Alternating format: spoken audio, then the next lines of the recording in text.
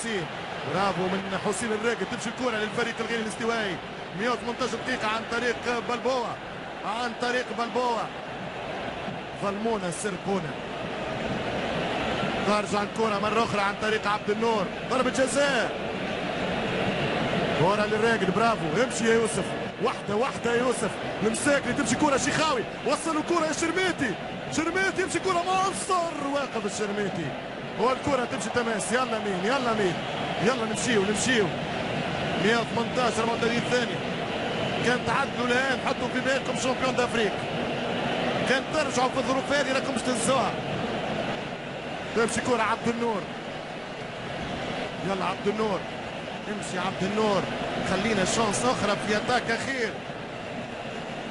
عبد النور يمشي بالكرة المنتخب الوطني التونسي، آخر كرة في المباراة. عبد النور تمشي كرة، فرصة كبيرة ومش ممكن، ضاعت على يوسف المساكني، ضاعت على يوسف المساكني. هل هي ركنية أم لا؟ فرصة كبيرة ضاعت على المنتخب التونسي.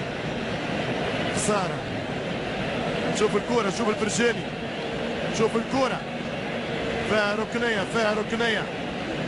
ما تعطيهاش هذه ضربة جزاء، ما تعطيهاش ضربة جزاء حتى كان فيها شك 10%. ركنية ولا؟ إن شاء الله ركنية على الأقل يا نوفات. فات 22 دقيقة، آخر كرة ركنية، ركنية للمنتخب الغيني الاستوائي. يمشي محمد علي منصر، محمد علي منصر وكرة المنتخب التونسي وزفرها خطأ، زفرها خطأ. مبروك الغينيا، مبروك الغينيا، التأهل للنصف النهائي. مبروك لراجندرا برسار. سرقت ولاد صغار، لعبوا كرة ولعبوا رجال ولعبوا وحلقوا وقدموا احلى كرة واحلى ماتش في الكان. شكرا لعيسى حياته من عام 88 يحكم باحكامه في الكاف، يوزع فيها يمين ويسار ويعطي في البطولات اللي يحب. الدنيا وكرة قدم افريقيا بالمعارف. شكرا للاتحاد الافريقي، شكرا لتنظيم غير الاستوائية التاريخي، شكرا ومبروك لرئيس غير الاستوائية، وشكرا لصاحب الثنائية راجندرا برسار.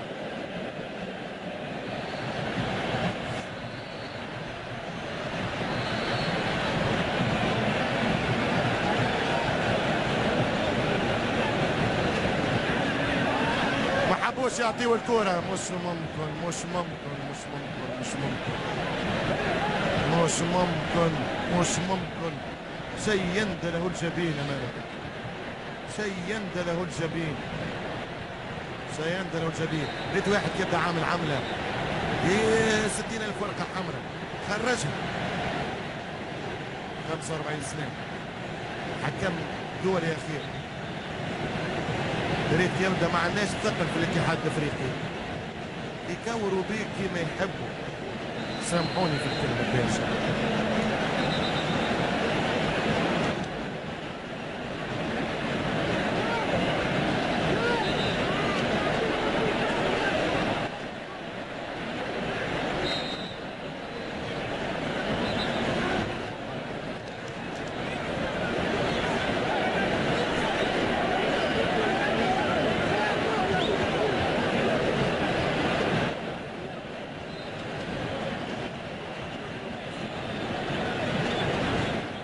كرة من علي معلول، زفر قبل حتى دقيقتين. شكرا، شكرا لهذا الحكم المرتشي، شكرا لهذه الكرة التي لعبت في الكواليس غير الاستوائية. وصلت للنصف النهائي، وصلوها سمح لي النصف النهائي. تونس خرجوها، ولكن الكرة تمشي، الرجال تتلاقى والكرة تدور. أنا اليوم أول مرة في هزيمة، مفتخر بالمنتخب الوطني التونسي.